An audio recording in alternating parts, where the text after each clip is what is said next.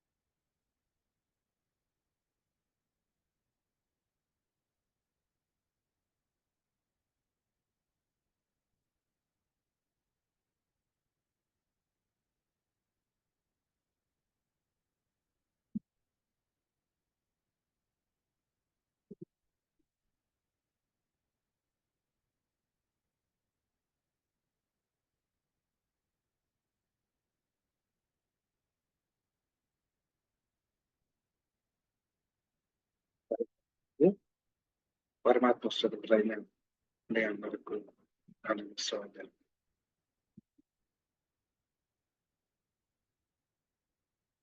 ప్రతి వారం మనం చదువుకున్న ఈ ప్రాసెస్ లో కిందటి వారం మన ప్రాణాయామం గురించి దాదాపు ఒక 3 క్లాసులు 4 క్లాసులు చదువు. కిందటి క్లాసులో ప్రాణాయామం గురించి మనం దాదాపు చదువుకున్నాం, అంటే క్లుప్తంగా చదువుకున్నాం అని తెలుస్తుంది. ప్రాణాయామం ఎలా చేయాలి అనేది కూడా తెలిపాను. కూర్చొని ప్రాణాయామం చేసే ముందు ఎలా కూర్చోవాలి, ఎలా ఉండాలి, ఎలాంటి ఆహార నియమాలను మనం పాటిస్తే మనకు సత్వగుణం అలవాటు పడి ఆ ప్రాణాయామం చేయడానికి సహకరిస్తుంది అనేటువంటి వివరాలన్నీ కూడా మనం తెలుసుకుంటాం. దట్టు కొన్ని ఆసనాలు కూడా ఉన్నాయని చెప్పారు, యోగాసనాలు కూడా కొన్ని ఉన్నాయని చెప్పారు. కానీ యోగాసనాలు ఏంటంటే అవి పేర్లు మాత్రమే చెప్పాను, కానీ దాని విశదీకరణ నేను చెప్పలేదు. ఎందుకంటే అది ప్రాక్టికల్ గా మనకి చూపించే కానీ అవి అర్థం కాదు. కనుక ఒక సమయం వచ్చినప్పుడు దానికి నేను ఒక పవర్ పాయింట్ ఇది కానీ లేకపోతే వేరే పిక్చర్ ఎక్స్ప్రెషన్ కానీ నేను చేయడానికి ప్రయత్నం చేస్తాను. ఆసనాలు, దాని ఆసనాలు, తర్వాత ముద్రలు, వీటి మీద ఒక తర్వాత కాలంలో ఒకసారి నేను పవర్ పాయింట్ ప్రెజెంటేషన్ కానీ లేకపోతే పిక్చర్ ప్రెజెంటేషన్ కానీ నేను చేయడానికి ప్రయత్నం చేస్తాను. ఇప్పుడు నెక్స్ట్ మనం ఏం చదువుకోవాలి అనే దానికి ఆలోచించి ముందు నాకు తట్టింది ఏంటంటే ఈ మధ్యకాలం మనకి మనం ఒక తరం గడిచి ఇంకొక తరానికి వచ్చేసరికల్లా ఈ తరం పాత పడిపోతుంది. ఈ తరం పాత పడిపోయి ఈ తరంలో చేసేటువంటి వాళ్ళందరూ కూడా చేసేవన్నీ కూడా ఆ ముందు తరం వాళ్ళకి ఏమనిపిస్తుంది అంటే అవన్నీ కూడా చాదస్తాలు, లేకపోతే ఓల్డ్ ఫ్యాషన్స్ అని కామెంట్ చేయటం జరుగుతూ ఉంటుంది. అంటే మనం ఏం చేస్తున్నాం అన్నమాట, మనకంటే పెద్దవాళ్ళు ఎవరైతే ఉన్నారో, అంటే మనకు వెనక తరంలో వాళ్ళు ఎవరున్నారో వాడు చెప్పినటువంటి పద్ధతులను వాడు చెప్పిన మాటలు విని వాళ్ళు ఎలా పాటించారో అలా మనం పాటిస్తూ వచ్చి అది మన తరానికి అందజేస్తున్నాం. అంటే ఏం మాటలు పాటించాలి ఇక్కడ? మనము హిందూ దేశంలో ఉన్నాం, భారతదేశంలో ఉన్నాం. దాన్నే మనం హిందూ దేశం అని కూడా మనం అంటున్నాం. అంటే మనం ఈ హిందూ అనే పదానికి, హిందూ మతం అనేటువంటిది ఒక పద్ధతి, ఒక మతం కాదు. చూడండి, it is a way of life. అంటే అప్రోచ్ అన్న ఒక నియమబద్ధమైనటువంటి జీవనాన్ని ఎలాగా సాగించాలి అనేటువంటి చెప్పేటువంటి దాన్ని మనకి ఇక్కడ హిందూ మతం అని ఉంటుంది. మతము అంటే కట్టుబాటుతో కూడిన ఒక రకమైనటువంటి ఒక నియమబద్ధమైనటువంటి ప్రణాళిక అని చెప్పుకోవచ్చు మతం అంటే. అంటే అనేక రకాలైనటువంటి మతాలు, అనేక రకాలైనటువంటి దాన్ని వ్యవస్థాపకులు ఉండవచ్చు. కానీ ఇక్కడ మనం చదువుకుంటున్నది మాత్రం మన హిందూ దేశంలో ఉన్నాం కనుక, మన భారతదేశంలో ఉన్నాం కనుక మనం పాటించేది ఎక్కువగా హిందూ దేశం కనుక, ఈవెన్ దో డెమోక్రటిక్ కంట్రీ ఉంది, అనేక రకాలైనటువంటి మతాలు, అనేక రకాలైనటువంటి పద్ధతులు ఉన్నాయి. కానీ నేను ముఖ్యంగా మాట్లాడుతున్నది మాత్రం హిందూ మతం గురించి, అంటే హైందవ సంస్కృతి, దాని గురించి మాట్లాడుతున్నాను. It is the way of life. Hindu మతము అనేటువంటిది, అంటే వాళ్ళు మాట్లాడేటువంటి, వాళ్ళు అప్రోచ్ అయినటువంటి పద్ధతులన్నీ కూడా హిందూ ధర్మాలను కొన్ని ధర్మాలని అనుసరించే వాళ్ళని, ఆ ధర్మాలను ఆచరించి నడిచే వాళ్ళని హిందూ ధర్మం దాన్ని హిందూ ధర్మం అని అంటారు. ఈ హిందూ అనే పదానికి అర్థం ఏంటంటే, సింధు నది పరివాహక ప్రాంతంలో నివసించేటువంటి జన సముదాయాన్ని మనం హిందువులు అని అనేవాళ్ళు అన్నమాట పూర్వకాలంలో. అంటే వేదానికి ముందు కాలంలో కూడా సింధు నది అనేటువంటి ఒక నది ఉంది మనకి. ఆ నదికి ఆ పరివాహక ప్రాంతంలో నివసించేటువంటి వాళ్ళని హిందువులు అని అనేవాళ్ళు అనమాట.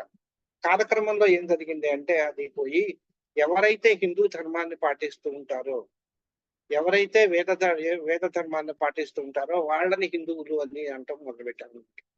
కనుక మనం భారతీయులందరం కూడా మన భారతదేశంలో ఉన్న కనుక మనం భారతదేశాన్ని గురించి నేను మాట్లాడుతున్నాను, బయట దేశాల గురించి నేను మాట్లాడుతున్నాను. ప్రస్తుతానికి మన భారతదేశంలో ఉన్న వాళ్ళలో మెజారిటీ ఆఫ్ ది పర్సెంట్ హిందువులుగానే మనం పరిగణించే హిందూ మతాన్ని గురించి, హిందూ ధర్మాన్ని గురించి మాట్లాడతాం. ఇక హిందూ సంస్కృతి అంటే ఏంటి, సంప్రదాయం అంటే ఏంటి, మనం ఈ రెండు పదాలకి ముందు అర్థం మనం తెలుసుకోవాలి. ధర్మం అంటే ఏంటి, ఈ మూడు పదాలకి మనం అర్థం తెలుసుకొని కొంచెం ముందుకెళ్దాం. మనకు ధర్మం అందరికీ అనుగుణంగా ఉండి ఏదైతే పాటిస్తామో దాన్ని ధర్మం అని చెప్పారనమాట. ఈ ధర్మం అనేక రకాలుగా ఉండవచ్చు. ఈ ధర్మం అనేక రకాలుగా, అనేక ఫీల్డ్స్ లో, రకరకాలైనటువంటి ఫీల్డ్స్ లో, అనేక రకాలైన బ్రాంచెస్ లో అనేక రకాలుగా ఉండవచ్చు. అంటే అది మనిషికి ఒక ప్రాంతానికి కొద్దిగా డిఫరెన్స్ అయితే ఉండొచ్చేమో కానీ దాదాపు ఒకటిగానే ఉంటుంది. అంటే ఆ ధర్మం దేని వల్ల అయితే అతను ఆచరిస్తూ ఉంటాడో, ధర్మం అందరికీ సమానమైనటువంటిగా ఉపయోగపడుతుందో ఒక డెసిషన్, దాన్ని మనం ధర్మం అని మనం అనొచ్చు అనమాట. ఇక సంప్రదాయం అంటే ఇక్కడ ఒక ఇల్లు గాని, ఒక కమ్యూనిటీ గాని, లేకపోతే ఒక ఊరు గాని, ఒక దేశం గాని, అంటే మన దేశం గాని, వీళ్ళల్లో ఆ రోజుల్లో ఆ ప్రాంతంలో ఎవరైతే ఏమేం పాటిస్తూ ఉన్నారో, ఏ రకాలుగా వాడు ఎలా జీవనం సాగించి ఉన్నారో దాన్ని చెప్పేటువంటి దాన్ని సంస్కృతి అని మనం అనవచ్చు, సంప్రదాయం అని అనవచ్చు అనమాట. ఆ సంప్రదాయాన్ని మనం ఏం చేస్తున్నాం అనమాట, పాటిస్తున్నాం అనమాట. ఆ సంప్రదాయాన్ని ఆ టైంలో మనకు పెద్దవాళ్ళు మనం చెప్తుంటారు, ఇదిగో మేము ఈ విధంగా పాటించేవాళ్ళం రా, కనుక మీరు కూడా పాటిస్తే బాగుంటుంది అని చెప్పేవాళ్ళు అనమాట. దాన్ని మనం సంప్రదాయము అంటాం.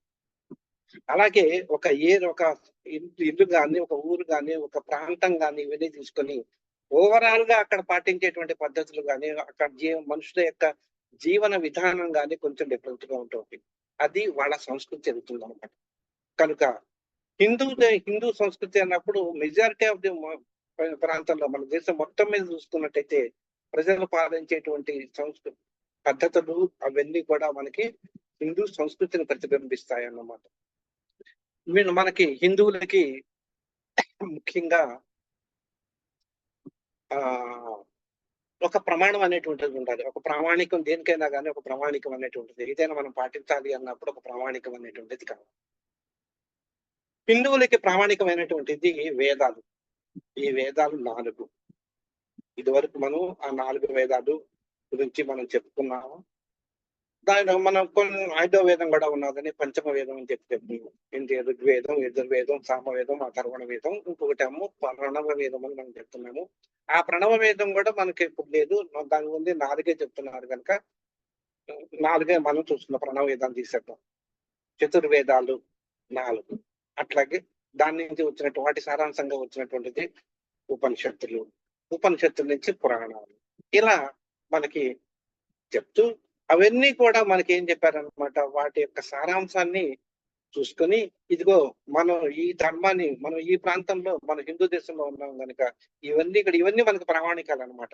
ఈ ప్రామాణికాల్లో ఏం చెప్పారు వాళ్ళు అని అంటే, మనం ఏ విధమైనటువంటి జీవనాన్ని సాగించాలో, మనం ఏ విధంగా ఆ కాలంలో ఎప్పుడు సాగించాలో, మనం ఎప్పుడు సాగించాల్సినవి కొన్ని ఉంటాయి.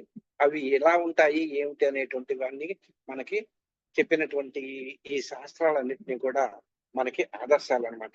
అందుకే హిందువులకి ప్రామాణికమైనటువంటిది వేదాలు. అంటే వీటన్నిటికీ కూడా ఉపనిషత్తులకు కానీ, వీటన్ని పురాణాలకి వీటన్నిటికీ మూలం ఏదనమాట, ఆది ఏంటి? వేదాలు. కనుక మనకి ప్రామాణికమైనటువంటిది వేదాలు. కనుక హిందూ సంస్కృతికి భారతీయ సంస్కృతికి ప్రధానమైనటువంటిది మనకి వేదాలు అని మనం చెప్పుకోవచ్చు అనమాట. వీటి గురించి మనకి అనేక రకాలైనటువంటి మనకున్నటువంటి శాస్త్రాల్లో కానీ పురాణాల్లోనూ మన శాస్త్రాల్లో అనేక రకాలుగా మనకి అనేక అనేక సందర్భాల్లో ఇదిగో ఈ విధంగా ఆచరించేవాళ్ళు, మీరు కూడా ఇది ఈ విధంగా జనరలైజ్డ్ చేసి ఈ విధంగా మీరు కూడా ఆచరించండి అని మనకి చెప్పినటువంటి కథలు అనేక మనకి పురాణాల్లో మనకి కనిపిస్తాయి. రామాయణంలో కానీ, భారతంలో కానీ, ఇంకా ఇతరమైనటువంటి శివ పురాణాల్లో కానీ, ఇంకే పురాణాలు అయినా చూసుకోండి, 18 పురాణాలు ఉన్నాయి మనకి. ఈ 18 పురాణాల్లోనూ మనం జనరలైజ్డ్ గా చెప్తూ ఇదిగో ఈ విధంగా మీరు పాటించండి అని చెప్పినటువంటి సందర్భాలు కోకొల్లలుగా ఉంటాయి అన్నమాట, ఉన్నాయి. ఇక ఈ వేదాలు అతి ప్రాచీనమైనటువంటివి. కొన్ని లక్షల సంవత్సరాల క్రితమే అవి మనకి చెప్పబడ్డాయి అన్నమాట. ఈ చెప్పబడినటువంటి ఈ వేదాల యొక్క సారాంశాన్ని మనకేం చేశారంటే, ఇవి మనకి ఏదన్నా చెప్పారు అంటే ఒక ప్రమాణం కావాలి అని అంటాం. ప్రామాణికంగా ఎలాగ చెప్పాలి, ఎలాగా దీంట్లో ఏంటన్నమాట, అనేక మంది మహర్షులు ఏం చేశారంటే తపస్సు చేసి వాళ్ళకి ఆ తపస్సులో వాళ్ళకి గోచరించినటువంటి విషయాలని వీళ్ళు ఏం చేశారన్నమాట మనకి చెప్పారన్నమాట. ఆ చెప్పినవి మళ్ళీ చెప్పంగానే సరిపోదు కదా, అవి కరెక్టా కాదా, మళ్ళీ దానికి ఎవిడెన్స్ మనం చెప్పాలి. వాడు అవును ఇది కరెక్టేను అని అది నిర్ధారణ చేసేవాడు అనమాట. ఇదిగో ఈ విధంగా చెయ్యండి అని చెప్పి నిర్ధారణ చేసి మనకి చెప్పినటువంటివి నిర్ధారణ అయిన తర్వాత అవి మనకి చెప్పి ఇదిగో మీరు ఈ విధంగా ఆచరించండి అని చెప్పి ఆ మహర్షులు మనకి చెప్పినటువంటి విషయాలు మనకి ఈ వేదాల్లోనూ మనకి పురాణాల్లోనూ వీటన్నిటిలోనూ మనకి కనిపిస్తుంది అనమాట. అలా ఒకసారి ఇదే విషయాన్ని మనకి త్రేతాయుగంలో శ్రీరామచంద్రుడికి ఆయన కులగురువు అయినటువంటి వశిష్ఠ మహర్షి కూడా ఈ విషయాన్ని చెప్పారనమాట. ఏం చెప్పారు, వేదాలు మనకు ప్రమాణాలు రామచంద్ర, కనుక నువ్వు అవి పాటించటం నీ ధర్మము అని చెప్పి చెప్తారు అనమాట ఆయన. ఒకనొక సందర్భంలో ఆయన చెప్తుంటారు. కనుక మనం వాటిని గురించి అవి నిజాలా కాదా అని మనం కాదు, అవన్నీ కూడా ప్రామాణికాలు. అంటే మహర్షులు తపస్సు చేసి వాటిని నిర్ధారణ చేసి అవి నిజమేను అని నిర్ధారణ చేసి మనకి చెప్పారు. కనుక ఆచరించటం నీ ధర్మము, దాంట్లో చెప్పినటువంటి ఆచరించాలి అని చెప్పి శ్రీరామచంద్రుడు చెప్పారు.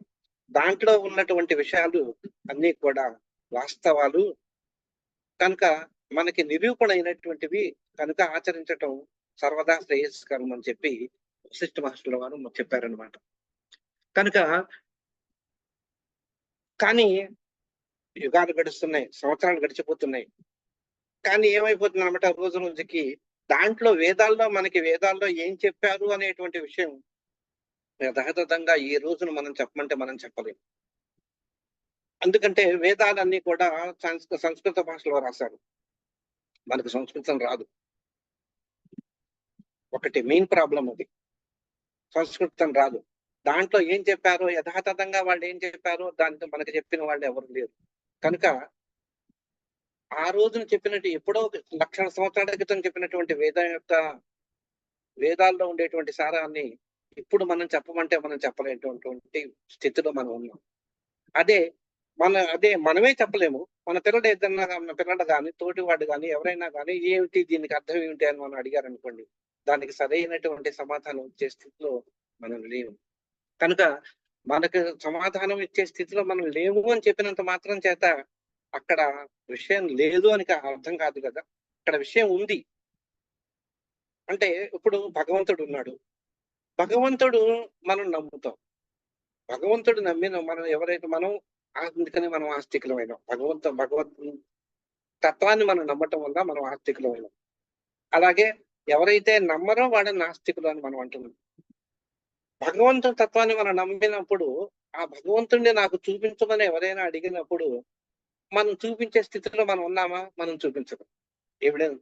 కానీ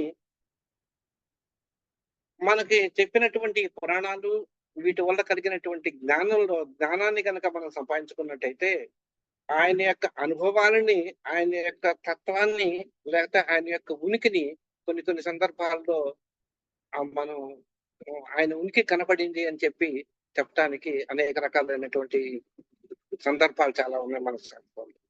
కనుక ఆయన యొక్క అదిగో ఇంకెందుకు ఉదాహరణకి చెప్పాలి అంటే అంబరీషోపాఖ్యానం చూడండి. అంబరీషోపాఖ్యానం చెప్పినప్పుడు అంబరీషుడు ఏకాదశి ఉపవాసం ఉన్న తర్వాత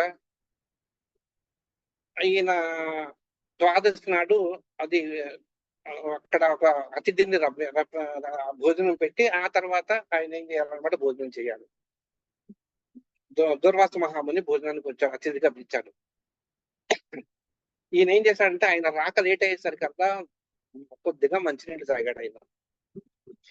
ఇదిగో నువ్వు ఆ నియమభంగం చేసావు కనుక నీ మీద కోపగించుకుంటున్నాను అని చెప్పి ఆయన మీద కోపగించుకుంటాడు ఆయన.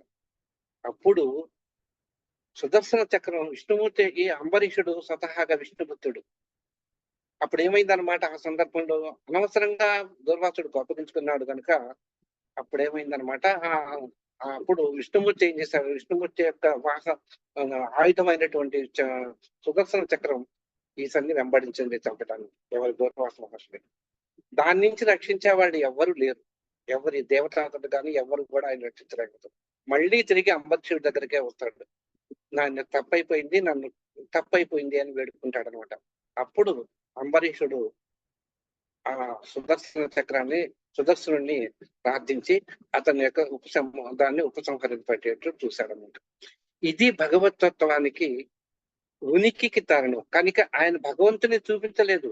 ఆయన యొక్క ఈయన భక్తుడైనటువంటి అంబరీషుడు కోపం రావటం వల్ల ఏం జరిగింది అనేటువంటిది అక్కడ మనకు తెలుస్తూ ఉంది. కానీ అక్కడ విష్ణుమూర్తి ప్రత్యక్షమయ్యి దుర్వాసుని చంపలేకన కాదు, అది కాదు కదా అక్కడ ప్రస్తావన. ఆయన యొక్క ఉనికిని చాటాడు అనమాట, ఆయన యొక్క ప్రస్తావనని చాటాడు అనమాట.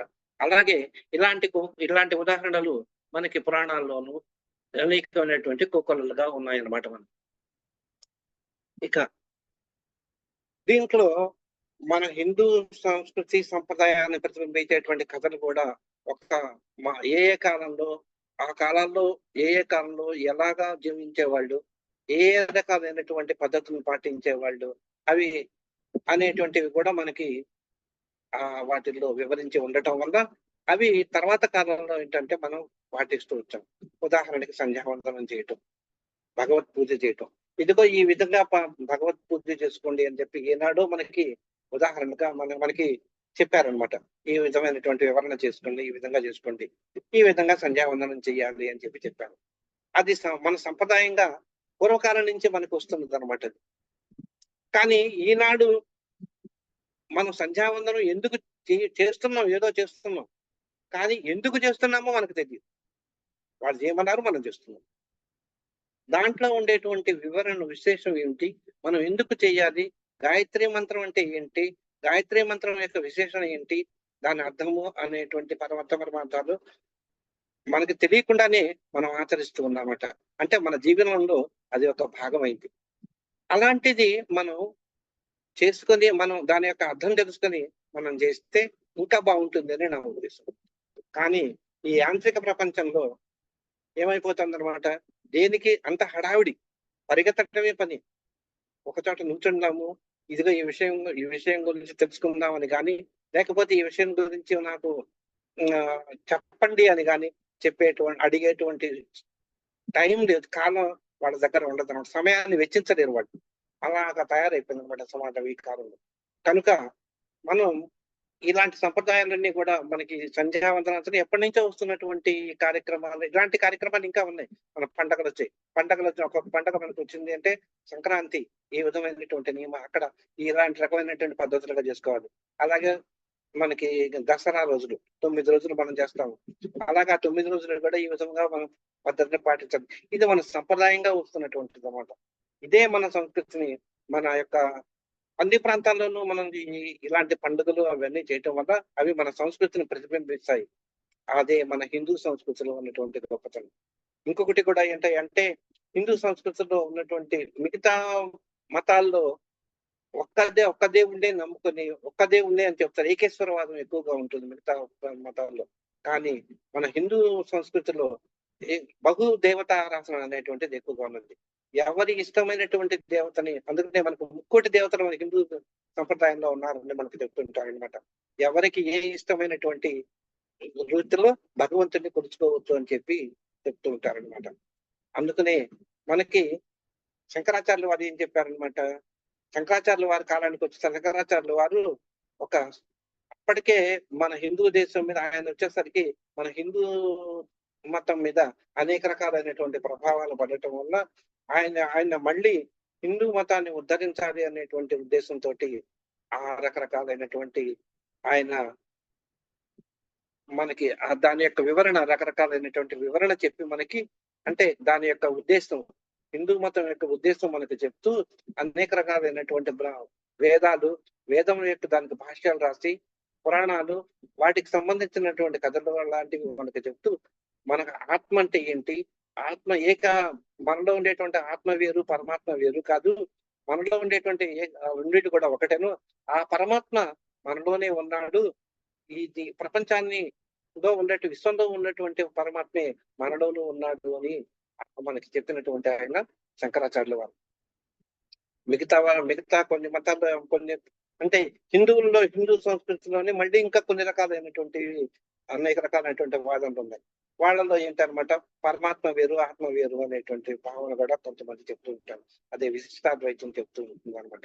ఇలాగా ఎన్ని రకాలున్నా కానీ చివరికి ఏంటంటే అల్టిమేట్ రిజల్ట్ ఏంటంటే మోక్షాన్ని కోరటము అనేటువంటిది మన హిందూ సంస్కృతిలో ఉన్నటువంటి భావం అనమాట.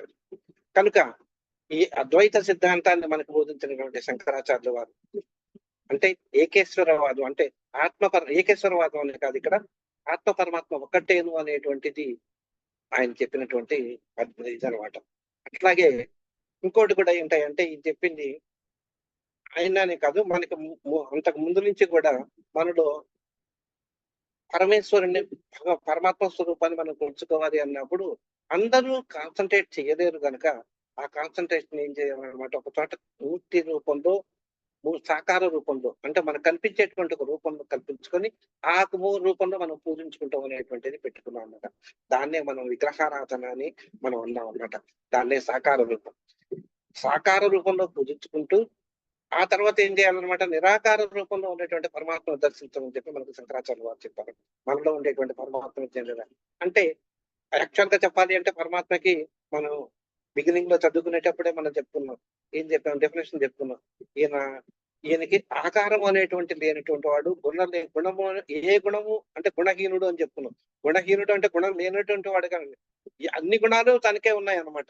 అన్ని రకాలైనటువంటి గుణాలు తనకే ఉన్నాయి, అన్ని చోట్ల తానే ఉంది, విశ్వమంతా వ్యాపించి ఉన్నటువంటి వాడు ఎవరయ్యా అంటే పరమాత్మ భగవత్ స్వరూపుడు అని చెప్పి అని మనం చెప్పుకున్నాం. ఆ భగవత్ స్వరూపాన్ని చెప్పుకుంటూ మనకి ఈ వేదాల్లోనూ ఆ పరమాత్మ స్వరూపాన్ని, నిరాకార పరమాత్మ స్వరూపాన్ని, తర్వాత కాలంలో వచ్చేటువంటి ఈ విగ్రహారాధన సాకార రూపాన్ని మనకి మన శాస్త్రంలో అనేకమైనటువంటి చెప్పారనమాట. ఇలా ఇవి కూడా ఈ ఆచారాలు ఇవి కూడా ఎట్లాగంటే ప్రాంతాన్ని బట్టి కొంత మార్పు అనేటువంటిది కొంత కనిపించి ఉంటుంది, కానీ ఓవరాల్ గా అల్టిమేట్ ఐడియా ఏంటనమాట, భగవత్ స్వరూపాన్ని కొలవటము అనేటువంటిది ఇలా పాటించాలి. ఆ భగవత్ స్వరూపాన్ని కొలవటంలో ఇలా రకాలైనటువంటి పద్ధతులు పాటించాలి అని చెప్పటమే దీని యొక్క వాళ్ళ యొక్క లక్ష్యం అనమాట. సరే, ఈ విధంగా మనం మనం కొన్ని విషయాల్లో ఇప్పుడు జరుగుతున్నటువంటి అది ఎందుకు చేశారు, ఇది ఎందుకు చేశారు అనేటువంటి దానికి ప్రతి దానికి మనకి కొన్ని వేదాల్లోనూ మన శాస్త్రంలోనూ కారణం అయితే ఉంటుంది. కానీ ఏంటంటే మనం చదవలేం కాబట్టి చదవలేదు ఒకటి, మనం చదవలేము కాబట్టి మనకు తెలియదు అని మాత్రం అంటే పూర్తిగా మనకు తెలుసు అని మనం చెప్పలేము. కనుక అలాంటి చెప్పటం వల్ల కనీసం వాళ్ళకి ఇంటి కూడా ఇవ్వలేని స్థితిలో మన తరం వాళ్ళు మన పిల్లలు కానీ ఎవరైనా కానీ ఇదిగో దీనికి అర్థం ఏంటి అని అడిగితే మన సంస్కృతి సంప్రదాయాల మీద మనం చెప్పలేని స్థితిలో ఉన్నాం. ఉదాహరణకి చెప్పాలంటే ఉగాది పండగ వచ్చింది. షడ్రుచులపై ఉగాది పచ్చడి అని మనం చేస్తున్నాం. ఆ పచ్చడా అవన్నీ తినేసాయి. అవన్నీ చేస్తే కారం అవన్నీ కూడా 6 రకాల పదార్థాలన్నీ కూడా మిక్స్ చేసి తినేదే మనకి వేప పూత అవన్నీ కలిపి చేసేదే వేప పచ్చడి కనుక అవన్నీ కొద్దిగా దేవుడికి పూజ చేసుకోవాలి, దేవుడి దగ్గర పెట్టాలి, మనం తినేసేయాలి. ఇది ఒక్కటే మనకి అర్థమైంది. అది ఎందుకు వేప పచ్చడి ఎందుకు తినాలి మనం అనేటువంటిది మనం మన పిల్లలకి చెప్పగలిగి ఉండాలన్నమాట. అది ఎలా అవుతుందంటే రాను ఉగాది పచ్చడి చేదుగా ఉంటుంది బాబాయ్, అది నాకొద్దు, కనుక దాని బదులు ఇంకోటి ఏదైనా తింటాం, దాంట్లో కాస్త బెల్లం ఎక్కువ తీగా ఉంటుంది కదా అప్పుడు తింటాను. ఇలా అడ్జస్ట్మెంట్ చేసుకుంటూ వచ్చి మన మన సంప్రదాయాన్ని కొంచెం డైల్యూట్ చేస్తున్నాము మనం అని అనిపిస్తుంది. కనుక ఇక్కడ ఆ పచ్చడిలో ఒక్కొక్క రకానికి ఒక్కొక్క దానికి మనకి ఇన్ని రకాలైనటువంటి రుచులు ఉన్నాయి అని అక్కడ ఉండేటువంటి అక్కడ ఏంటన్నమాట వాతావరణం మారుతుంది అనమాట ఉగాది నుంచి. ఆ వాతావరణం మారటం వల్ల దానికి వచ్చేటువంటి రోగాలు కానీ వాటన్నిటికీ కూడా ఇది యాంటీబయాటిక్ లాగా మనకు పనిచేసి మనకి అవన్నీ రాకుండా చూస్తుంది అనమాట. అందుకనే మనకి ఈ వేపాకులో ఉన్నటువంటి ఏదైనా కానీ ఏ చెట్టు అయినా కానీ చెట్లు చిగురించేయటం మనకి ఉగాది టైంలోనే మనకి సంభవిస్తూ ఉంటుంది. తర్వాత ఒక తల్లి కొడుకులు ఉన్నారు. తల్లి ఏమో ఇండియాలోనే ఉంటుంది, సంప్రదాయమైనటువంటి పద్ధతులు పాటిస్తూ ఉంటుంది. కొడుకేమో ఒక సైంటిస్ట్ గా విదేశాల్లో పనిచేస్తుంది. చేస్తున్నప్పుడు ఏం జరిగిందంటే ఒక రోజు ఫోన్ చేసి ఎరా బాబు వాళ్ళు పూజ చేసుకున్నావా అని అడుగుతుంది. స్నానం అది చేసి ఈ రోజు పూజ చేసుకున్నావా అని అడుగుతుంది తల్లి. పూజ చేసుకుంటావా అంటే అడిగితే ఆ కొడుకు చెప్పిన సమాధానం ఏంటమ్మా, అమ్మా నేను అమెరికాలో నేను విదేశాల్లో ఉన్నాను, సైంటిస్ట్ ని, నన్ను పూజ చేసావా అని అడగటం ఏంటి, నువ్వు పూజ చేసుకున్నావంటే అవన్నీ నేను చేయలేదమ్మా అని చెప్పాడు. అందులో ఏంటన్నమాట డార్విన్ జీవ పరిణామ సిద్ధాంతం చెప్పాడు. దాంట్లో నేను ఆ సైంటిస్ట్ నేను కనుక జీవ సంబంధం బయాలజికల్ సైంటిస్ట్ అనమాట. దాంట్లో ఉన్నాను కనుక నన్ను పూజ చేస్తున్నావా దేనికమ్మా అని అడుగుతాడు. చేయలేదని చెప్తాడు. అప్పుడు ఆ తల్లి ఏం చెప్పాలి దానికి సమాధానం,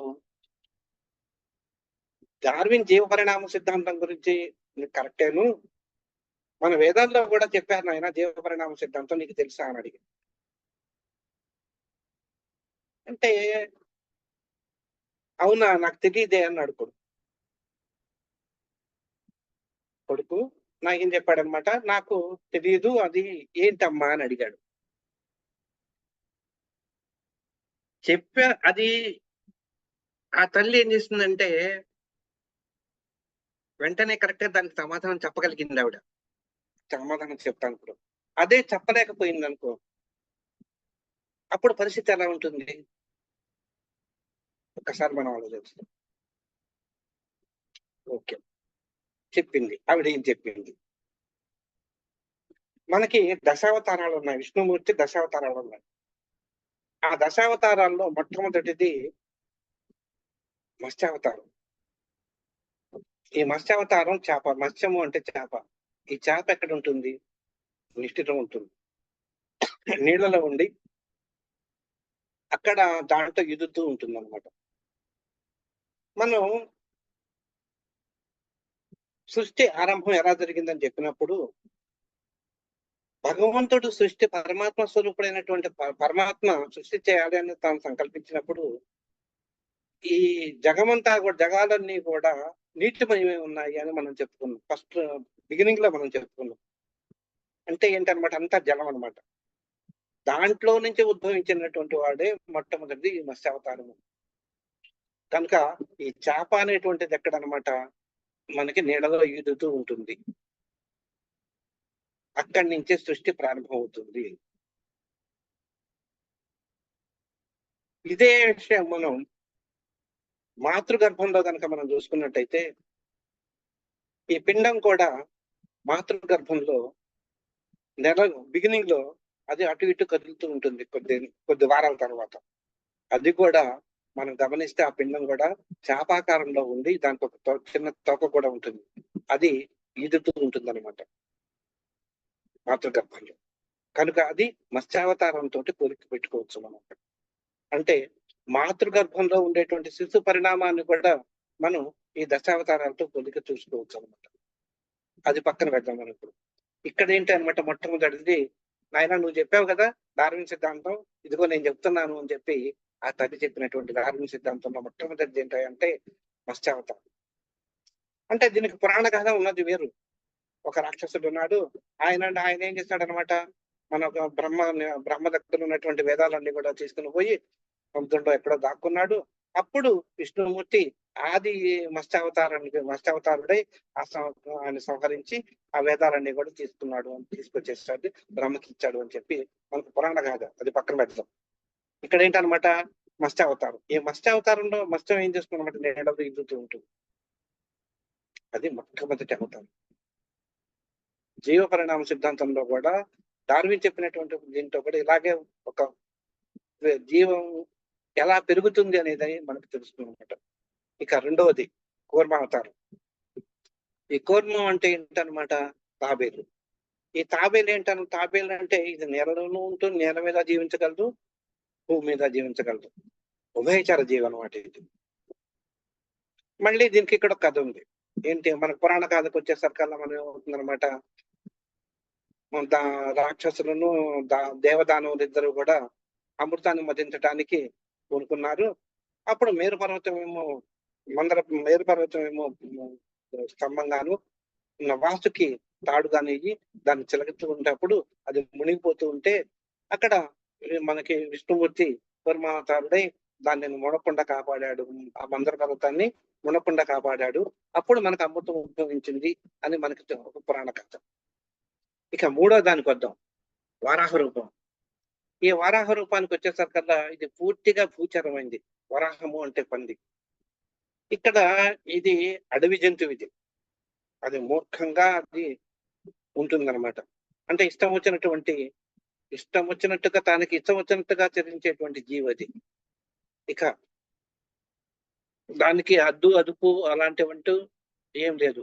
దానికి ఏంటనమాట, ఈ ప్రపంచం అంతా కూడా అడవితో సమానం అనమాట. ఇక నెక్స్ట్ ఉంది నరసింహావతారం. ఈ నరసింహావతారానికి వచ్చేసరికల్లా సగం మనిషి సగం మృగం. సగం మనిషి సగం మృగం అంటే ఏంటనమాట, ఇక్కడ మనిషిలో ఉండేటువంటి ఇక్కడ ఈ ఈ అవతారంలో అదేం చూపిస్తుందంటే బుద్ధి పూర్తిగా వికసించలేదు అని చెప్పటానికి నరసింహావతారం అంటే నరసింహం సగం, మిగతా సగం జీవులు ఉద్భవించడానికే కారణమైన మొదలైంది అని చెప్తూ బుద్ధి వికసిస్తుంది, అప్పుడు జీవులకు ఆవిర్భవిస్తాయి అని చెప్పి మొదలైంది ఈ నరసింహావతారంతో మొదలన్నమాట. ఇక తర్వాతది వామనావతారం. ఈ వామనావతారంలో పొట్టివాడు వామనుడు అంటే వామనము అంటే పొట్టి అంటే కొత్త మనిషి అని అర్థం అనమాట. ఇక్కడ అనేక జీవుడు అన్ని కూడా తన ఆలోచన పరిధిని బుద్ధిని పెంచుకొని ఎంతైనా వికసించవచ్చు అని చెప్పగలిగేటువంటిది ఈ వామనావతారం. ఎందుకని, వామనుడు తన శుక్రాచార్యులు అది బలి చక్రవర్తి హోమం చేస్తున్నప్పుడు, యజ్ఞం చేస్తున్నప్పుడు అక్కడ బలిని పాతాళలోకానికి పంపించడానికి నెట్టేయటానికి ఆయన త్రివిక్రముడైనాడు అనమాట. అంటే త్రివిక్రముడు అంటే మూడు మూడు లోకాలనే అన్ని లోకాలను ఆక్రమించి ఒక పాదంతో అన్ని లోకాలను, రెండు పాదాలతో అన్ని లోకాలను ఆక్రమించి ఒక పాదం మూడో పాదాన్ని ఎక్కడ పెట్టమంటే బలి నా నెత్తిన పెట్టమంటాడు. ఆ నెత్తిన పెట్టమన్నప్పుడు ఆయన ఎక్కడికి వెళ్తాడు అనమాట, పాతాళ లోకానికి తీసుకుంటాడు. అప్పుడు ఆ విధంగా ఆయన త్రివిక్రముడై విశ్వాలందరినీ కూడా వ్యాపించినటువంటి మనిషిని మనిషించిన వాడు వామనమూర్తి అనమాట. అంటే ఏంటనమాట, బుద్ధి చిన్న దగ్గర నుంచి పెద్దదిగా వికసించటం మొదలు పెట్టింది ఎక్కడయ్యా అంటే మన వామన అవతారంలో నుంచి చెప్పుకోవచ్చు అన్నమాట. ఇక నెక్స్ట్ పరశురామ అవతారం. ఈ పరశురామ అవతారంలో ఏం చేశాడనమాట, అక్కడ పరశురాముడు గండ్రగొడ్డలు తీసుకొని మొత్తం క్షత్రియులందరినీ నాశనం చేశాడు అని చెప్తున్నాను. క్లుప్తంగా చెప్తున్నాను, దాని కథ కాదు నేను చెప్తున్నాను. అక్కడ అందరినీ కూడా క్షత్రియులందరినీ కూడా నాశనం చేశాడు. అంటే ఏంటనమాట, అక్కడ క్రోధ గుణము అనేటువంటిది మనకి కనిపిస్తూ ఉంటుంది. ఈ పరశురామ అవతారంలో ఆ క్రోధ గుణము అనేటువంటిది మనకి కొంచెం కనిపిస్తుందన్నమాట. అంటే ఏంటనమాట, ఇంకొకరిని సంహరించటము అంటే ఆటవిక న్యాయం అంటే అక్కడ తప్పు జరిగినప్పుడు ఎవరినైనా కానీ శిక్షించాలి అనేటువంటి కాన్సెప్ట్ మనకి ఈ పరశురామ అవతారంలో మనకు కనిపిస్తుంది అన్నమాట. అది నా తన అనేటువంటి భేదం లేకుండా ఎవరినైనా కానీ శిక్షించాలి. అది పరశురామ అవతారం లక్ష్యం.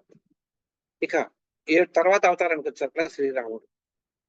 ఈ శ్రీరాముడు సకల గుణాధిరాముడు, పురుషోత్తముడు, ఆలోచనాపరుడు, ధర్మ నిర్ణత, సమాజంలో ఉండేటువంటి నీతి నియమాలని, కట్టుబాట్లను, కుటుంబ వ్యవస్థల్ని వీటన్నిటినీ కూడా ఏర్పరిచి వాటన్నిటినీ కాపాడటానికి ధర్మయుతంగా కాపాడటానికి ప్రయత్నం చేసినటువంటి వాడు శ్రీరాముడు.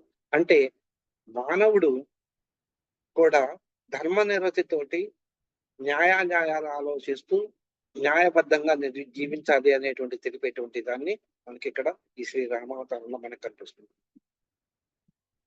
అలాగే నెక్స్ట్ కృష్ణావతారం. ఈ కృష్ణావతారంలో మనకు కనిపించేది ఏంటంటే రాజనీతి ఎక్కువగా కనిపిస్తూ ఉంటుంది, పాలనా విశేషం అనేటువంటిది ఎక్కువగా కనిపిస్తుంది, ఎదుటి మనిషిని ఎలా ప్రేమించాలి అనేటువంటిది తెలుస్తుంది.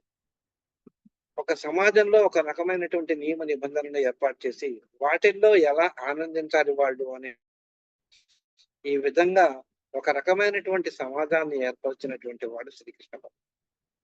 కనుక మనిషి ఏ విధంగా ఉండాలి అంటే మంచి రాజనీతిజ్ఞుడై ఉండాలి, మంచి పాలకుడై ఉండాలి, ఏ సమయానికి ఏ విధంగా ప్రవర్తించాలి, ఏ విధంగా ఎదుటి మనిషిని ప్రేమించాలి, గౌరవించాలి, గౌరవింపబడాలి అనేటువంటి విషయాలు మనకు చెప్పినటువంటి రూపం కృష్ణావతారం.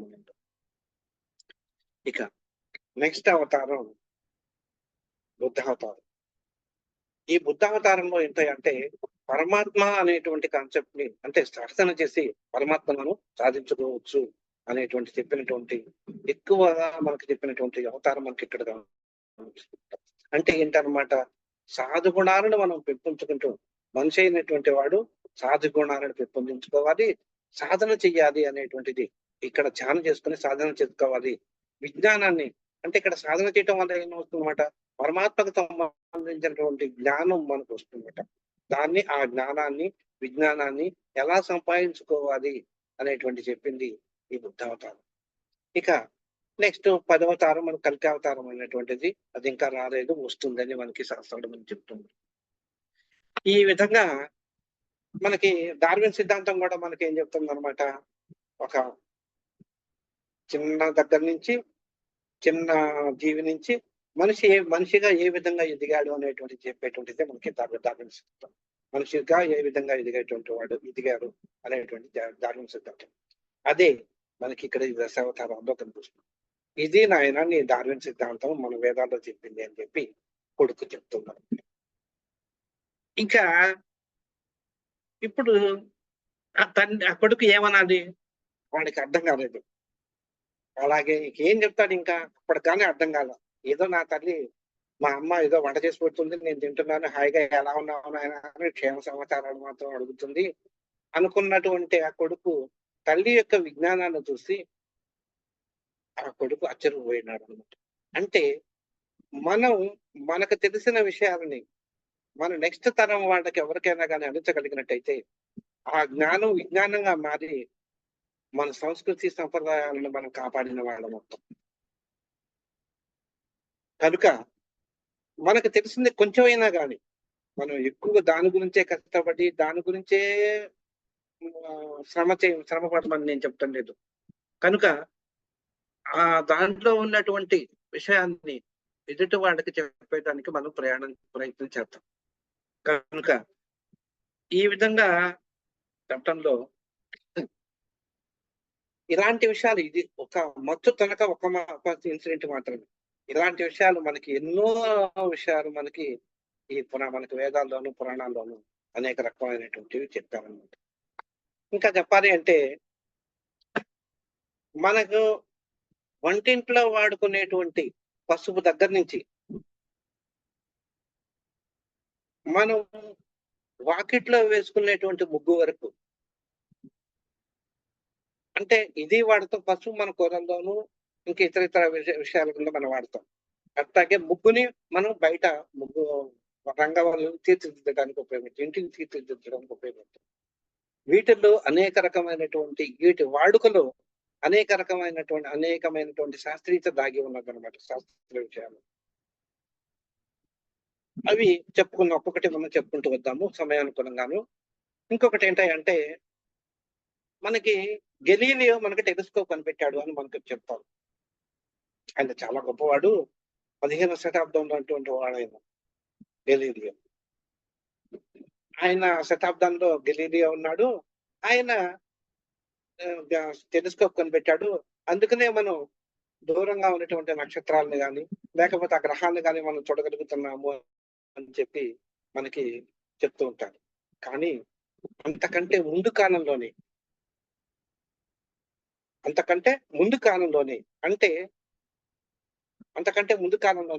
మన శాస్త్రాల్లో గ్రహాల యొక్క పొజిషన్ ని కానీ, గ్రహాల యొక్క ఎక్కడెక్కడ ఏ గ్రహాలు ఉన్నాయి, ఆ నక్షత్రాల యొక్క వివరణ అనేటువంటిది మనకి శాస్త్రంలో అంతకు ముందు పురాణాల్లోనూ మనకి శాస్త్రాల్లోనూ వేదాల్లోనూ మనకి కనిపిస్తూ ఉంది.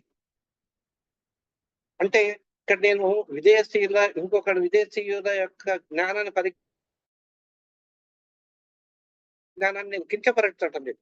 కానీ ఇక్కడ ఏంటంటే మన సంస్కృతిని నేను ఎలివేట్ చేయాలని నేను అనుకుంటున్నాను. అందుకని చెప్పి నేను ఈ విషయంగా నేను చెప్తాను. దానికి కంపారిజన్ చెప్తున్నాను అనమాట. అది ఒక్కటే కాదు, ఇంకా రకరకాలైనటువంటివి ఉన్నాయి. ఇప్పుడు జెట్ బ్రదర్స్ విమానం కనిపెట్టారు అంటుంది.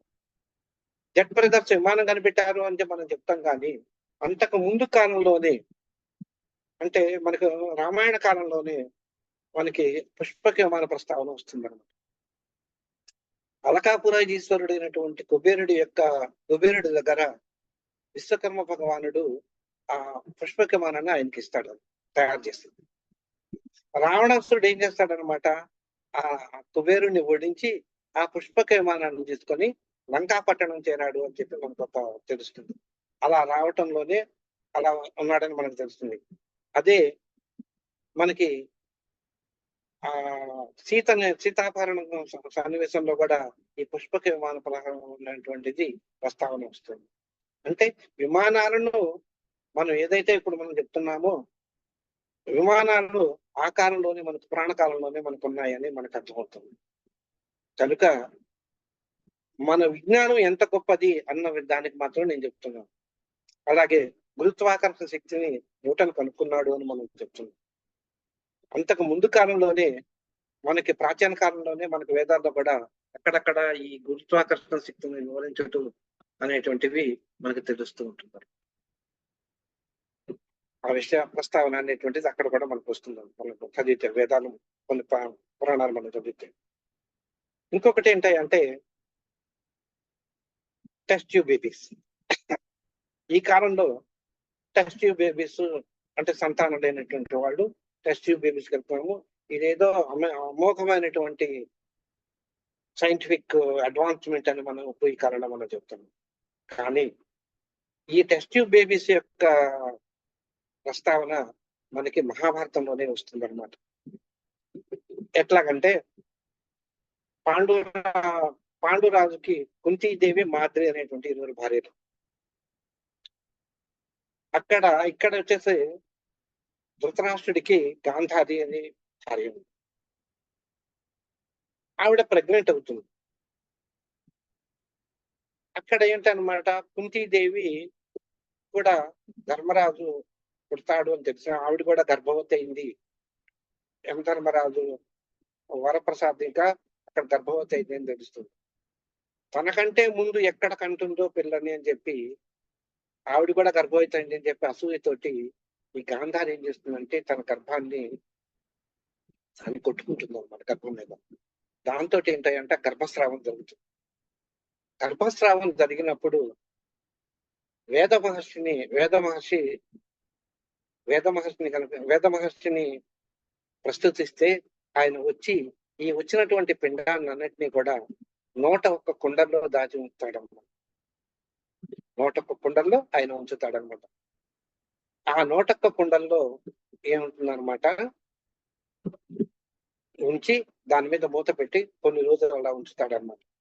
ఆ ఉంచినప్పుడు దాంట్లో ఒక్కొక్క కుండలో నుంచి ఒక్కొక్కడు ఉద్భవిస్తాడనమాట. అలా ఉద్భవించిన వాళ్ళే కౌరవులు నూరుగురు. ఆ 101ది దుస్తల అనేటువంటిది ఒక కూతురు అనమాట. పాండవులతో పాటుగా దుస్తల అనేటువంటి కూతురు కూడా ఉన్నది ధృతరాష్ట్రుడికి. వీళ్ళే కాకుండా ధృతరాష్ట్రుడు కూడా ద్రోణాచార్యుడు కూడా ఆల్మోస్ట్ ఈ టెస్ట్ ట్యూబ్ బేబీ లాంటి వాడు. కనుక ఈ టెస్ట్ ట్యూబ్ బేబీ ఈ విధమైనటువంటి ప్రాసెస్ అనేటువంటిది మనకి ఆ కాలంలో కూడా ఉన్నది, ప్రాణకాలంలో కూడా మనకి ఉన్నది అని మన శాస్త్రాలు మనకు చెప్తున్నారు. కానీ ఈ విధంగా మనం ఆలోచించామా, ఒక శాస్త్రీయ దృక్పథంతో మనం ఆలోచించినప్పుడు ఒక పురాణాల్లో ఒక విశేషంలో ఉన్నటువంటి విషయాలు మనకి తెలుస్తాయి. అలా కాకుండా ఏదో మన చదవమన్నారులే, మనం చదివేశాము, ఒక పురాణం ఇచ్చారు మనకు, ఒక రామాయణం, ఒక భారతం, ఒక భగవద్గీత ఏదో ఇచ్చారు, మనం చదివేశాము, ఒక పుస్తకం నాకు నవలాగా చదివేసి అక్కడ పెట్టేయటం అనేటువంటిది పక్కన.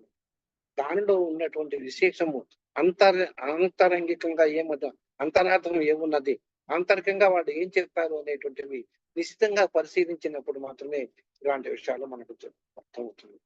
ఇలాంటి విషయాలు మనకి ఎప్పుడైతే అర్థమైనాయో అప్పుడు మనం ఎవరికైనా కానీ చెప్పగలము.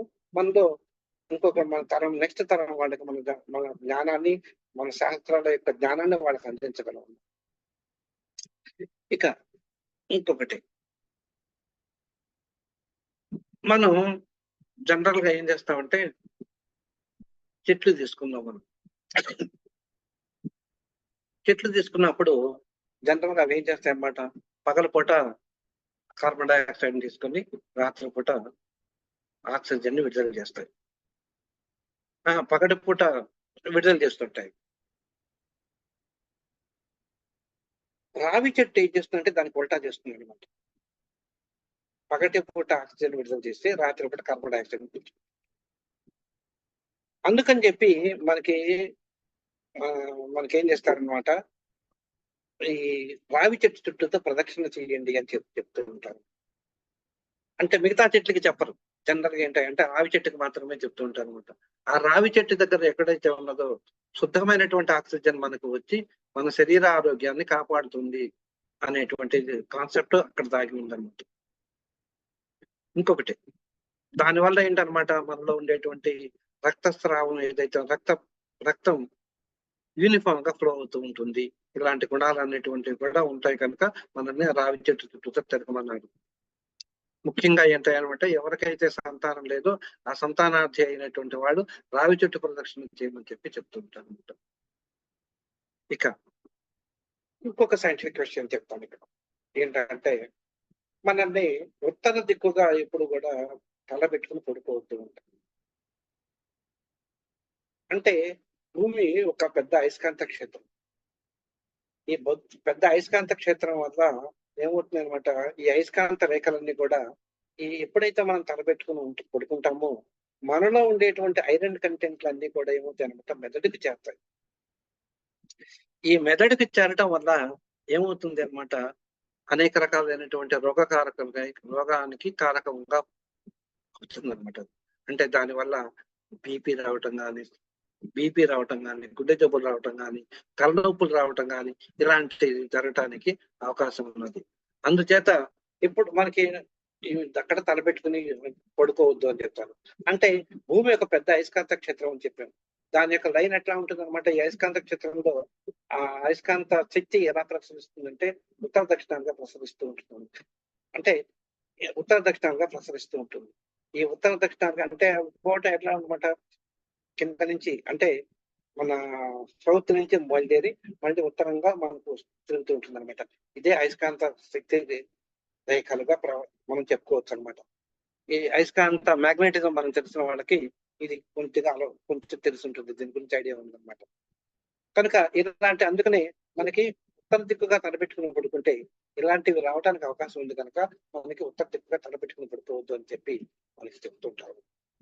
అంటే ఆ తర్వాత ఇంకోటి కూడా ఏంటంటే, మనం ఎవరినైనా కనిపించినప్పుడు కానీ దైవానికి కానీ మనకేం చెప్పేటప్పుడు ఏం చేస్తారనమాట, 2 చేతులు ఎత్తి నమస్కారం చేయమని చెప్తుంటారు. ఈ నమస్కారం చేయటంలో ఆంతర్యం ఏమిటి అని అన్నప్పుడు, మనలో ఇలా చెప్పినప్పుడు ఇలా మనం 2 చేతులు ఆనించినప్పుడు ఇక్కడ ఏం జరుగుతుందంటే ఒక ప్రెషర్ అనేటువంటిది ఏర్పడుతుంది. ఈ ప్రెషర్ ఏర్పడినప్పుడు అదే మనం ఈ కాలంలో దాన్ని ఆక్యుపంక్చర్ అని అంటున్నాం. ఈ ఆక్యుపంక్చర్ జరిగి మనకి ఏంటనమాట రక్త ప్రసరణ అనేటువంటిది యూనిఫామ్ గా జరగడానికి అవకాశం ఉంటుంది. మనకు బయటకు కనిపించే కారణం వేరు. భక్తి విశ్వాసాలని, వినయ విధేయతల్ని, గౌరవాన్ని చూపించడానికి, వ్యక్తం చేయడానికి మన నమస్కారాన్ని మనం పెట్టడం అనేటువంటిది జరుగుతుంది. అది కరెక్టే. కానీ సైంటిఫిక్ గా మనం ఆలోచిస్తున్నాం, సైంటిఫిక్ గా మనం చదువుకుంటున్నాం కనుక ఇలా ఎప్పుడైతే మనం 2 ఆనించామో ఆ 2 ఆనించినప్పుడు ఏమవుతుందన్నమాట, మనకి ఈ ఆక్యుపంక్చర్ జరిగి రక్త ప్రసరణ అనేటువంటిది సరిగ్గా జరగడానికి అవకాశం ఉంటుంది. అలాగే మనల్ని ఇదివరకు రోజుల్లో ఇప్పుడంటే డైనింగ్ టేబుల్స్ అవన్నీ వచ్చి, లేకపోతే ఈ బఫే సిస్టమ్ వచ్చిన తర్వాత చేతులు పట్టుకుని అన్నం తింటాం, ఇవన్నీ కూడా కామన్ అయిపోయింది ఇప్పుడు. కానీ మనకి ఇదివరకు కాలంలో ఏం చేసేవాడు అంటే కింద కూర్చొని తినమనేవాళ్ళు. కింద ప్లేట్ పెట్టి అక్కడ కింద కూర్చొని తినమనేవాడు. ఆ కింద కూర్చుంటంలో ఏం జరిగేదంటే మన 2 కాళ్ళు మడిచి కూర్చునేవాడు. అంటే ఒక ఆసనంగా వచ్చేవాడు అనమాట. అంటే దాదాపు ఒక పద్మాసనం టైప్ లో వచ్చేదన్నమాట అలా కూర్చుంటాం. అలా పద్మాసనంలో కూర్చునేటప్పుడు మనం ఏం చేస్తాం అనమాట, ఈ పొట్ట అనేటువంటిది ప్రెజర్ దాని మీద పడదనమాట. అప్పుడు మనం ఎప్పుడైతే దీని మీద మనం వంగి భోజనం చేస్తున్నామో ఈ జీర్ణాశయం మీద ఎక్కువ ప్రెషర్ పడటం వల్ల పడకుండా ఉంటుంది. అక్కడ జీర్ణ ప్రక్రియ అనేటువంటిది ఈజీగా జరగడానికి అవకాశం ఉంటుంది. అలా కాకపోతే ఈ జీర్ణాశయం మీద ప్రెషర్ ఎక్కువ పడి మనకి జీర్ణకోశ సంబంధమైనటువంటి వ్యాధులు రావడానికి అవకాశం ఉన్నది అని చెప్పి మనం చెప్పుకోవచ్చు అన్నమాట. అలాగే మనం భోజనం చేసేటప్పుడు ముందుగా ఎవరైనా కానీ కారం తినమని చెప్తాం. అంటే ఇప్పుడు కారంలో వేర్లేండి, ఇప్పుడు అందరూ మనం తీపి తింటున్నాం. పరమాణం పెట్టారు అంటే ముందు తీపి తినేయాలి మనం. అది కరెక్ట్ కాదు పద్ధతి. ముందుగా ఏంటంటే కారం తినాలి. ఈ కారం తినేటప్పుడు కారమైనటువంటి పదార్థాలు మనం పదార్థాలు తిన్నప్పుడు ఏమవుతుంది అనమాట, మనలో ఒక రకమైనటువంటి ఆమ్లాలు విడుదలయ్యి అవి మన జీర్ణశక్తిని పెంపొందించే విధంగా తయారవుతున్నాడు. అదే మనం తీపి పదార్థాలు తిన్నట్టయితే జీర్ణ ప్రక్రియ అనేటువంటిది ముందుగా తిన్నట్టయితే జీర్ణ ప్రక్రియ అనేటువంటిది సరిగ్గా కాదు అనేటువంటిది తెలుస్తుంది. ఇక మనకి ఇంకొక విషయం చెప్తాను. రాగి పాత్రలో పూర్వకాలంలో ఏం చేసేవాళ్ళు అంటే రాగి పాత్ర తీసుకొని దాంట్లో నీళ్లు పెట్టుకొని మరుసటి రోజు మార్నింగ్ అవి తాగేవాడు అనమాట. అంటే ఎక్కువగా ఏంటనమాట రాగి పాత్రలే నీళ్లు తాగడానికి వాడేవాడు. ఈ రాగి పాత్రలో నీళ్లు ఉండటం వల్ల దాంట్లో ఉన్నటువంటి నీళ్లు ఏమవుతాయి అనమాట, మన ఆరోగ్యాన్ని బాగుపరచడానికి ఉపయోగపడతాయి అన్నమాట. అదే మీరు చూసినట్టయితే అది ఈ మధ్య కాలంలో పోయింది, స్టీల్ వాడాము అదంతా అయిపోయింది. మళ్ళీ ఇప్పుడు కొంతమంది ఈ ఆరోగ్య యోగా నిపుణులు, తర్వాత ఆయుర్వేద వైద్యులు వీళ్ళందరూ కూడా మళ్ళీ రాగి పాత్రలో నీళ్లు పెట్టుకొని తాగండి, మీకు ఆరోగ్యం తగ్గుతుందని చెప్పడం వల్ల ఇప్పుడు కొంతమంది మళ్ళీ అలా చేస్తున్నారు అనమాట. అంతేకాకుండా తీర్థయాత్రలు చేసేటప్పుడు మనం నదీ తీరాలకు కానీ, ఎక్కడ తటాకాలకు కానీ మనం వెళ్ళేటప్పుడు ఇదివరకు ఏం చేశాడంటే, మీరు దాంట్లో ఒక కాయిన్ వెయ్యండి అని చెప్పేవాళ్ళు. ఆ కాయిన్ ఏంటిదనమాట, ఆ కాలంలో ఎక్కువగా రాగి నాణ్యాలు వాడేవాళ్ళు. ఒక రాగి నాణ్యం వెయ్యండి అని చెప్పేవాళ్ళు. రాగి నాణ్యం ఎందుకు వెయ్యాలి అన్నప్పుడు, అందరూ వేసినటువంటి ఆ రాగి నాణ్యాల వల్ల ఆ నీరు శుద్ధమవుతుంది. ఆ శుద్ధమైనటువంటి జలాన్ని తాగినప్పుడు మనకు ఆరోగ్యవంతులం అవుతాము అనేటువంటి కాన్సెప్ట్ అక్కడ. కానీ రానుక కాలం జరుగుతున్న కొద్దీ ఏమైందనమాట, ఆ రాగి నాణాలు వాడుకలు లేవు గనుక ఇప్పుడు ఏం చేస్తున్నారనమాట, మనం జర్మన్ సిల్వర్ కాయిన్స్ ఇవన్నీ వేస్తున్నాం. దాటి వల్ల పెద్ద ఉపయోగం అనేటువంటిది ఉండదన్నమాట. ఇలా అలాగే మనం ఇంకొకటి ఏంటంటే, ఈ ఒక్క ఆయుర్వేదం ఆయుర్వేద ప్రకారంగా మనం చూసుకుంటే, మన పండగలు కానీ, లేకపోతే ఏదైనా విశేషమైనటువంటి కార్యక్రమాన్ని మనం జరిగేటప్పుడు ఉపవాసం అనేటువంటిది ఉంటాం. ఉపవాసం ఉన్నప్పుడు ఉంటే, ఉపవాసంలో ఉంటాం కనుక, ఉపవాస కాలంలో మనం ఏం చేయాలి? ఉపవాసం కనుక మనం అన్నం తినొద్దన్నారు కనుక, మనం శుభ్రంగా టిఫిన్ దండిగా లాగిచ్చేద్దాము అని అనుకోకూడదు అనమాట. యాక్చువల్ గా ఉపవాసం అనేటువంటి దానికి అర్థం పక్కన పెడతాం. ఆయుర్వేద ప్రకారం ఏమవుతుందనమాట, ఈ ఉపవాసం ఉన్నప్పుడు మనం తీసుకోకూడదు. ఆ ఫుడ్ తీసుకోకపోవటం వల్ల ఏమవుతుందంటే, మనలో ఉండేటువంటి జీర్ణశక్తి అనేటువంటిది కాంపన్సేట్ అయ్యి, మళ్ళీ జీర్ణశక్తి నార్మల్ స్టేజ్‌కి వచ్చేటువంటి అవకాశం ఉన్నది. అలా కాకుండా మనం ఫుడ్ అదే విధంగా తీసుకున్నట్టయితే, మన జీర్ణాశయం మీద ప్రెషర్ పడి, జీర్ణకోశానికి సంబంధించినటువంటి వ్యాధులు రావటానికి అవకాశం ఉన్నదన్నమాట. అది సరిగ్గా జీర్ణం కాకపోతే, మనం తీసుకున్నటువంటి ఆహారం జీర్ణం కాకపోతే, అది దానికి జీర్ణకోశం మీద ప్రెషర్ పడేదానికి అవకాశం ఉన్నది. ఈ విధంగా యాక్చువల్‌గా ఉపవాసం అంటే ఏంటి? ఉపవాసం అంటే ఆవాసము. ఉప అంటే ఉపేంద్రుడు, ఆవాసము అంటే దగ్గరగా ఉండటం. ఉపేంద్రుడికి దగ్గరగా ఉండటం అనేటువంటిది మనకి ఆధ్యాత్మిక పరమైనటువంటి ఉపవాసానికి నిర్వచనం. సరే, మనం ఉపవాసం ఉన్నప్పుడు ఎందుకని మనం ఈ ఉపవాసం ఒక పూట మనం ఒక కార్యక్రమాన్ని ఎందుకు నిర్వర్తించాలి అంటే, మనం ఏదైనా కార్యక్రమం మనం చేస్తున్నప్పుడు భగవంతుడిని పూజించుకోవాలి గనుక, అప్పుడు మనం ఉపవాసం ఉంటున్నాం గనుక, అప్పుడేమవుతుందనమాట, మనం ఒకవేళ ఏమన్నా తినేసేసి మనం కూర్చున్నాం అనుకోండి, అప్పుడు హెవీగా ఉండి మనకి నిద్ర వచ్చేదానికి అవకాశం ఉంటుంది. నిద్ర వచ్చేసి ఏమవుతుందనమాట, భగవంతుడి మీద మనం ఏకాగ్రతను పట్టలేము. అందుచేత ఉపవాసం అనేటువంటిది మనకి పెట్టారనమాట.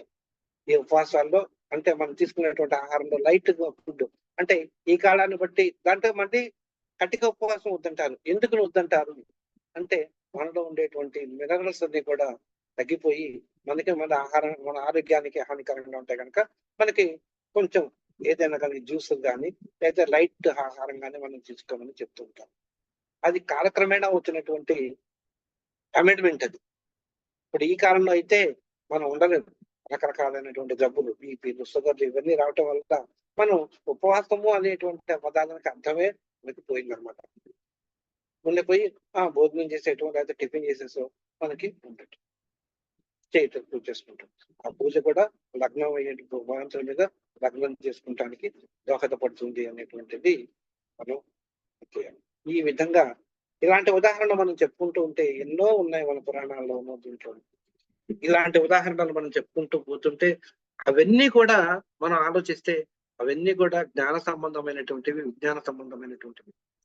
కనుక ఇవన్నీ కూడా మనం తెలుసుకొని మన తరానికి మన తరంలో ఎవరికైనా తెలియని వాళ్ళకి కానీ, మన ముందు తరానికి అంటే మన పిల్లలు వాళ్ళకి కానీ, వాళ్ళకి చెప్పి వాళ్ళల్లో మన సంస్కృతి సంప్రదాయాన్ని, విజ్ఞానాన్ని మనం అందించాలి అని నా అభిమతం.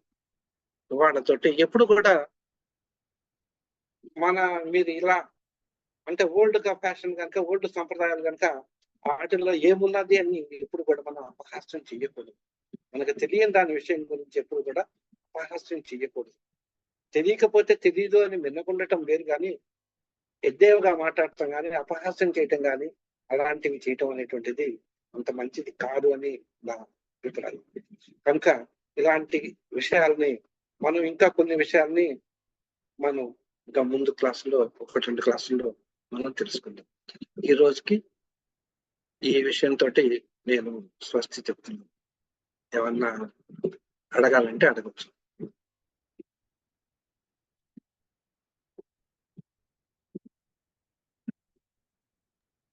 ఏం లేదండి. సర్వే జనా సుఖినో భవంతు. లోకాః సమస్తాః సుఖినో భవంతు. ఏతత్ సర్వం బ్రహ్మార్పణమస్తు. శాంతి శాంతి శాంతి. స్వస్తి.